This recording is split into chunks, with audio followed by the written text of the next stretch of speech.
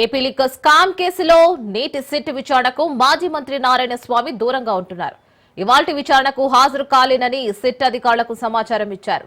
Liquor scam కేసులో ఇవాళ విచారణకు హాజరవ్వాలని గతంలో సిట్ నోటీసులు జారీ చేసింది.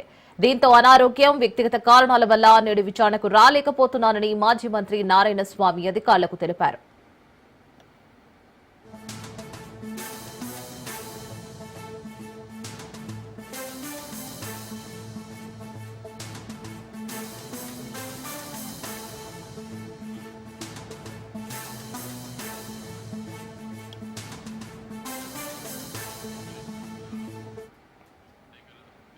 ఏపీ లిక్కర్ స్కామ్ కేసులో నేటి సిట్ విచారణకు మాజీ మంత్రి నారాయణ స్వామి దూరంగా ఉంటున్నారు. ఇవాల్టి విచారణకు హాజరు కాలేనని సిట్ అధికారులకు సమాచారం ఇచ్చారు. లిక్కర్ స్కామ్ కేసులో ఇవాళ విచారణకు హాజరవ్వాలని గతంలో సిట్ నోటీసులు జారీ చేసింది. దీంతో అనారోగ్యం, వ్యక్తిగత కారణాల వల్ల నేడు విచారణకు రాలేకపోతున్నారని మాజీ మంత్రి నారాయణ స్వామి అధికారులకు తెలిపారు.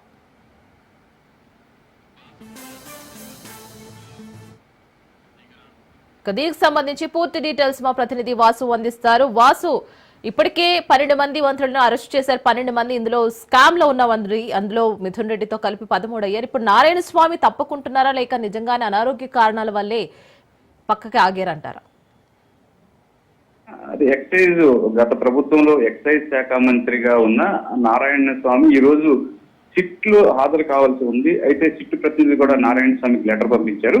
ఇదే నేపథ్యంలోనే అంటే ఎక్సైజ్ పాలసీ ద్వారా వచ్చిన ఆదాయాన్ని గండికొట్టే విధంగా ఉన్న నేపథ్యంలోనే దీనిపైన మంగళగిరి పోలీస్ స్టేషన్ లో కూడా కేసు నమోదు జరిగింది. కేసు నమోదు జరిగిన నేపథ్యంలో ఇప్పటికీ కీలకమైన 13 మాత్రం అరెస్ట్ చేశారు. ఈ 13లో మిథున్ రెడ్డి A4 గా కూడా ఉన్నారు. అయితే మిథున్ రెడ్డి ఇచ్చిన స్టేట్మెంట్ ఆధారంగా కానివ్వండి, గతంలో ఇచ్చిన నిందితుల ఆధారంగా కానివ్వండి, అప్పట్లో కీ రోల్ గా వ్యవహరించిన ఎక్సైజ్ శాఖ మంత్రి నారాయణకు కూడా నారాయణ స్వామి కూడా నోటీసులు అందజేశారు. నారాయణ స్వామి ఈ రోజు హాజరు కావాల్సి ఉంది.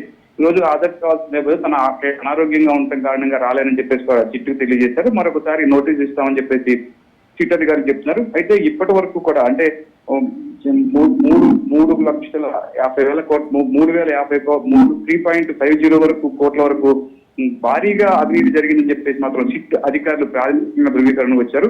ఈ ప్రాథమికరణ ధృవీకరణ రావడానికి నేపథ్యంలోనే ఎక్కడెక్కడి నుంచి ఎంతెంత ఎలా పోయింది అనేది వాట్సాప్లు, సంబంధిత అధికారులు, సంబంధిత మంత్రులు ఫోన్ నెంబర్ల ఆధారంగా కూడా ఈ వివరాలు సేకరించారు. అయితే కీలకంగా కూడా ఈ దశలోనే కీలకంగా కూడా మారిపోతుంది. కీలకంగా మారిపోతున్న దశలోనే ఇప్పటికే వీరందరినీ అరెస్ట్ చేయడం, వీరందరూ అరెస్ట్ చేసిన వీళ్ళ వాంగ్మూలంలో కూడా నారాయణ స్వామి పేరు ప్రధానంగా ఉండటం, మిథున్ రెడ్డి ఈ అకౌంట్ కి, నారాయణ స్వామి అకౌంట్ కూడా ఈ డబ్బులు ఖచ్చితంగా వెళ్ళాయని చెప్పేసి కూడా ఏదైతే టెక్నికల్ ఆధారంగా పోలీసులు, సిట్ అధికారులు ధృవీకరణకు వచ్చారు. ఈ నేపథ్యంలోనే నారాయణ స్వామికి నోటీసులు అందజేయడం జరిగింది. ఖచ్చితంగా దీంట్లో నారాయణ స్వామి ఇచ్చే స్టేట్మెంట్ ఆధారంగానే పోలీసులు వద్ద ఉన్న దానికి టెక్నికల్ ఎవిడెన్స్ ఆధారంగానే బేరీజ్ వేసుకుని మరి కూడా ఈ నారాయణ స్వామికి ఖచ్చితంగా నోటీసులు ఉన్నారు. అయితే గత ప్రభుత్వంలో చేసిన అవకతవకలపైన కూడా దానికి సంబంధించి విజయసాయి రెడ్డి, కసిరెడ్డి వీళ్ళందరూ కూడా వాంగ్మూలం ఇవ్వడం కూడా జరిగింది. ఇదంతా ఒక చైన్ లింక్ స్కీమ్ లాగానే ఈ మద్యం ముడుపుల వ్యవహారం కూడా జరిగింది. ఈ మద్యాన్ని అడ్డం పెట్టి, మద్యం వచ్చే డబ్బులను అడ్డం పెట్టుకుని ఇతర దేశాలకు, ఇతర రాష్ట్రాలకు భారీగా కూడా నగదు తరలించినట్టుగా విధంగా కీలక సాక్ష్యాలు అయితే సిట్ అధికారులు సేకరించారు. ఖచ్చితంగా ఈ కేసులో నారాయణ స్వామిని 2-3 సార్లు విచారించి అరెస్ట్ చేసే అవకాశం ఉందైతే కనిపిస్తుంది. Right Vasu, thank you for the update.